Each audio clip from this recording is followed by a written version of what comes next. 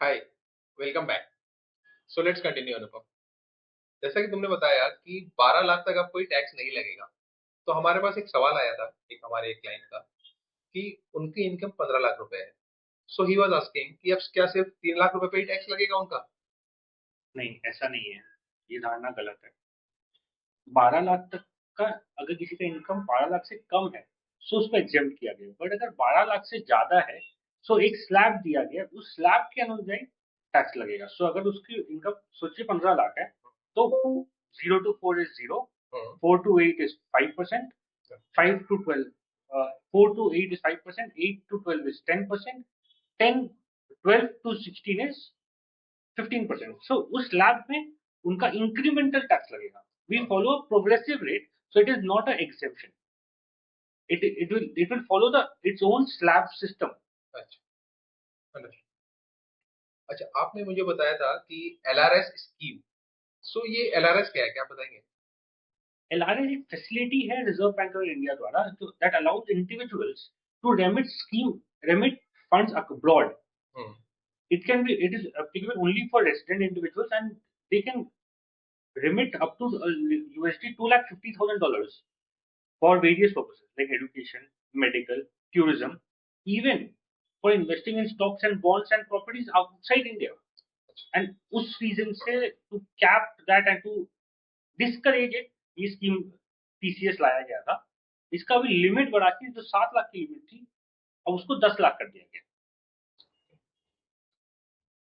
अच्छा, जैसे कि आपको पता है, मेरा लास्ट क्वेश्चन है मेरी तरफ से। जैसा कि आपको पता है कि crypto currency is going to the moon. Bitcoin is at all time high. अभी तक हमारे इंडिया में it is a very, what we say, it's kind of band. तो इस बार क्या हमारे क्रिप्टो करेंसीज अगर कोई बेचता है या खरीदता है उस पे कोई चेंजेस? क्रिप्टो करेंसी बेचने और खरीदने पे टैक्स है। Already last budget and last to last budget पे उस पर टीडीएस का भी प्रावधान है, और टैक्सेशन का भी प्रावधान है। इस पर्टिकुलर बजट में उसके ऊपर तीन पर्टिकुलर जगह में अमेंडमेंट्स लाए गए हैं। The first, they have expanded the definition of crypto currencies. In income tax, crypto currencies are defined as virtual digital assets. हाँ।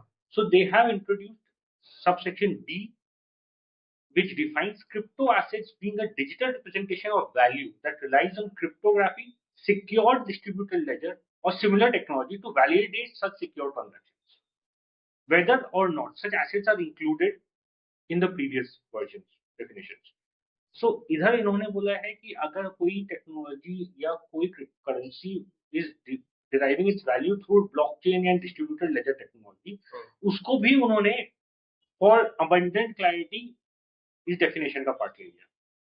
Second, in case of block assessment, search seizure, undisclosed income जो होता है, उसके अंदर पहले jewellery and bullions रहते थे, cash रहता था, उधर भी अब अनडिस्क्लोज्ड इनकम के अंदर भी क्रिप्टो करेंसी को इंक्लूड किया गया। Thirdly, what they have done is they have added a new section under 285 AA, where they are saying they are holding someone, a reporting entity responsible for reporting all these crypto transactions in income tax। अभी इसके ऊपर rules और reporting entity कौन होगी वो notify किया जाएगा। And as and when it is notified, those persons have to report all crypto transactions just to bring people into this ambit of tax.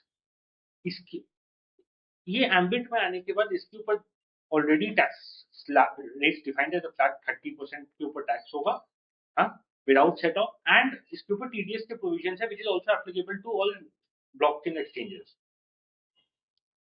तो मुझे जो समझ में आया, क्लैरिटी तो लास्ट बजट में ही आ गई थी, बट इस बजट में इन्होंने what you said as virtual digital asset, उसका होराइजन और एक्सपेंशन किया है basically. Right. Okay. So thanks, thanks Anupam. और any other question with regard to budget? No, I, it was a great conversation. Thank you. Thank you. Thank you.